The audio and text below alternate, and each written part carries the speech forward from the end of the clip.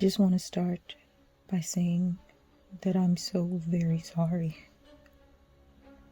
I've been bored out of my mind, being stuck inside week after week, and I just wanted to keep myself busy. I'm always on here, and I read so many stories, and then I saw that people narrate these stories, thinking that it was cool, and seeing that people were making money doing it. I thought there wouldn't be any harm in giving it a shot.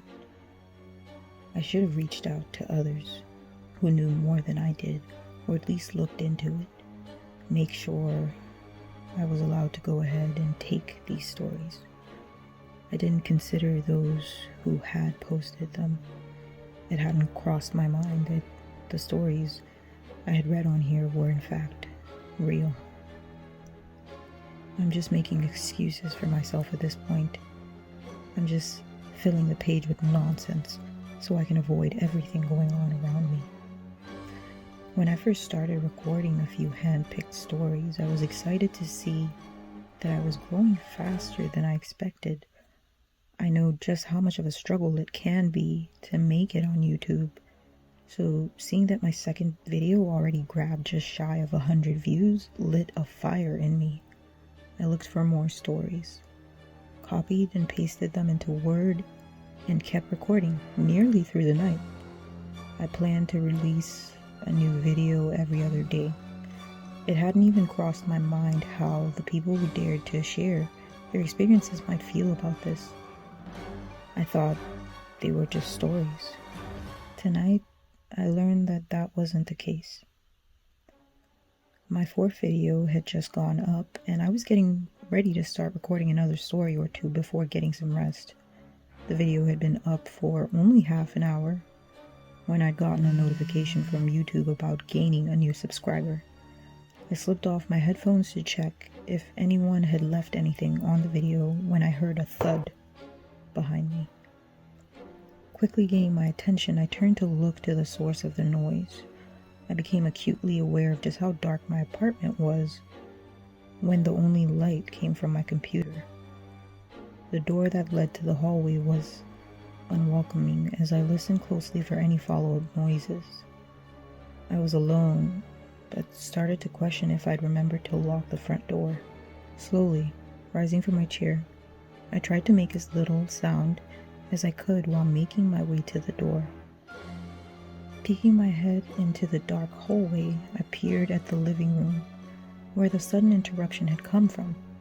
The room was still, and with the small traces of light coming in from the windows, I was able to discern that there were no intruders. Letting out a breath I had been holding in, I stepped out into the hallway, getting a better look at the empty living room. I let out a laugh. I figured I'd just been making myself paranoid reading all those scary stories by myself. Still, my heart was racing, slowing down, but still fast enough to feel against my chest. I decided to go to the bathroom and splash some water on my face, a kind of way to shock myself out of the nerves I was feeling. With the bathroom light offering a soft glow of comfort, I turned the water on, dipped my hands in. The feeling of cold water washed over my face and I started to feel silly. Then I felt a lump. I felt it when I went to swallow the saliva in my mouth. The liquid met some resistance as it went down my throat. I felt like my Adam's apple had become swollen enough to barricade my ability to swallow.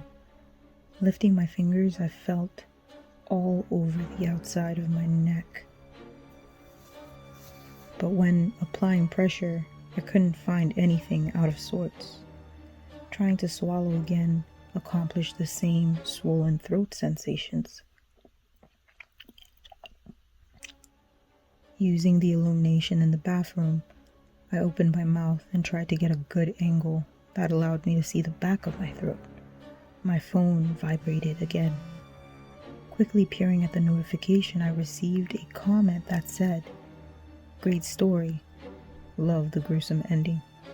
Admittedly, this earned a smile from me, and I replied, "Thanks. I'm glad you liked it. I don't know why it's not like I wrote the thing. A quick attempt to push down more saliva reminded me of my predicament. Using the mirror, with an open mouth, I did manage to see something resting at the back of my throat, a small black speck that was reflecting the light that hit it. I couldn't quite make out what it was, but I was certain it wasn't supposed to be there, and it was likely the source of my discomfort. My pointer finger and thumb became spelunkers as I reached them back to my throat. Ignoring my gag reflex as best I could, I managed to get a hold of the black bit after a few failed attempts. Pulling my fingers out like a fishing line, I became aware that the thing in my throat wasn't just some black speck. It was a larger object. I could feel something like a string passing through my throat and my mouth as I pulled more and more. When I became aware of the feeling, I didn't want to pull too fast and risk injuring myself. When my fingers were far back enough, I was able to make out what I was freeing from within me. I just couldn't get my head around how it got there. It wasn't even something I had in the house, but I remember it from my childhood. The thin black ribbon that contrasted the white teeth around it. I remember ruining my father's old cassette tapes. The ribbon's gloss reflected in the light as I pulled more and more of it out, until eventually that feeling in my throat left, and all the ribbon dropped into the sink.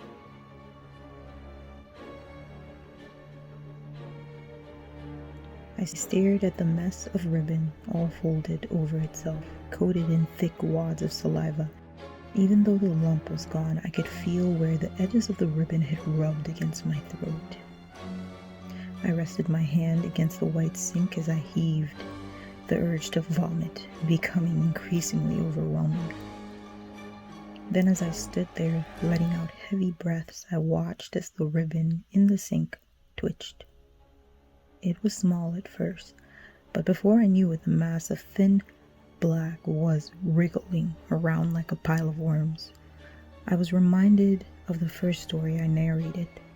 It was about a guy who'd visited some country and got a tapeworm. But the tapeworm didn't stop at eating what the guy ate. It started chewing away at his internal organs. With the story in my head, remembering the hell the guy in the story went through, I reached up and turned the faucet on, the water quickly making the wriggling mass unable to move as it was pulled down the drain. Then another thud from the living room. Louder this time. Turning my head, I had a straight line of vision from the bathroom to the living room. With the light from the bathroom, I could see even clearer that no one was there.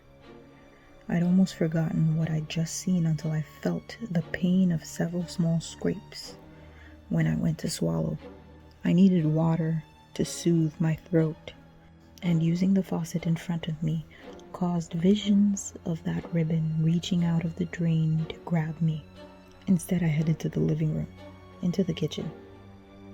Opening the fridge, I bent down and felt my pocket vibrate. The light of the screen informed me that I had 2 new subscribers, and the video I had just put up had almost 70 views already.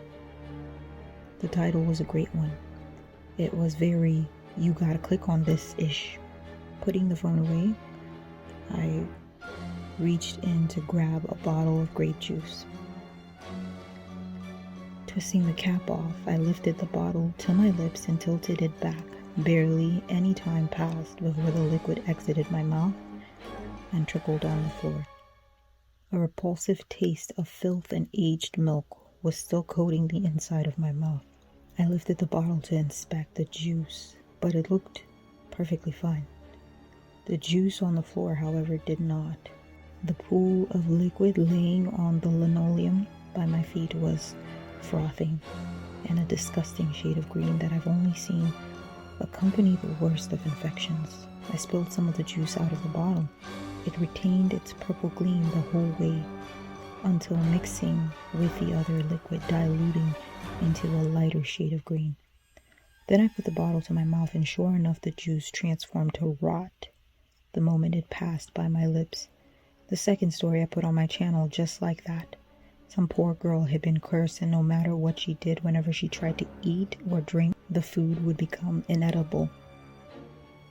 In that story, though, in the end, the girl discovered that human meat tasted so good, it was addicting. So much so that she had to write the story with fewer fingers than I'm using now. I was frantic to disprove my suspicion, so I pulled everything from my fridge, taking bite after bite, sip after sip. All of it turned into rot in my mouth. It got so bad that when I spit out the cheesecake I had been saving, I could see small white beads squirming around in the mess as I watched the maggots squirming around, reminding me of the ribbon in the bathroom. I heard an alarmingly large bang just from a few feet behind me. It caused me to leap and spin, nearly screaming while doing so. The living room was once again empty. I stood for a moment staring at the dimly lit space and realized the only light was coming from the fridge now. The light that once fell through the windows had vanished. The third story on my channel. Even if I wanted to run, I would have nowhere to go. One step after another brought me closer to the window. Felt like it took me ages to reach the other side of the room. The third story was about a man. He was desperately trying to find any kind of contact, any sign of life. What he described in his story and what I was seeing out of my living room windows matched perfectly. He said he'd woken up one day to find that the world outside of his home had completely vanished. All that was left was an endless dark landscape. Within that landscape, he and I could make out figures that walked around. Figures that were much too large to be any sign of life that could be found on planet Earth. They were huge, towering over the view offered from my windows, and yet as they stepped, there was no impact. My phone vibrated. Another comment. The new video was doing so well. Did you write this story? The comment read. I stared at my phone for a while, just reading the words over and over again. I just replied no. There was another loud bang, but it didn't scare me anymore, or at least the noise itself didn't. And that's where I am now. After that last thud, I walked over here and started getting this all out. I thought this was all fake. I thought all the stories here were for entertainment. I guess that shouldn't matter anyway. I shouldn't have just helped myself either. I think I get it though. These aren't stories. They're experiences. My dad used to always say, you should try to walk a mile in their shoes. When I didn't understand someone's words or actions. When other people ask permission to tell these stories. Experiences. They get to live vicariously through the individual who had to live through it. But when you just take that moment in someone's life without asking, when you just recreate all that negative energy, all that horror, you open a door and slip some pretty grisly shoes on before stepping through it. I was just going to come on here and ask for help, for forgiveness to those I've wronged. I truly am sorry. I should have reached out, taken the initiative. I think it's too late for that though. The video reached just over 100 views before I deleted it and everything else on the channel. Are you curious about what the fourth story was? It was about a girl. She just bought her first apartment after leaving her parents' place. In the middle of the night, she heard a sharp noise like a thud in the living room. She tried to ignore it, but the noise kept getting louder and louder. By the end, she comes to the horrible realization that the noise is a knock. She watches in terror as a door seems to open in the middle of her living room. A door that defies all explanation, and out of it steps a creature that also defies all explanation. A creature that is angry because she didn't open the door for her. The twist of the story is that it's told via her diary, and it ends with a police report. The girl never got away. And even now, as I can hear the creaking noise emitting from the living room, something that sounds like rusted hinges, I shudder, remembering what the police report said happened to the woman's body.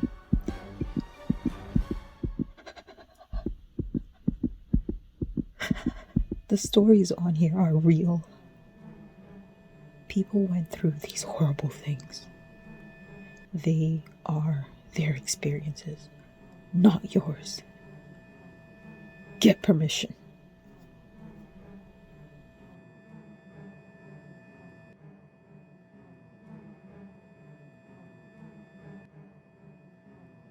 Quite a bit of history the house you moved into has. Thankfully, nothing as severe as the home next to you.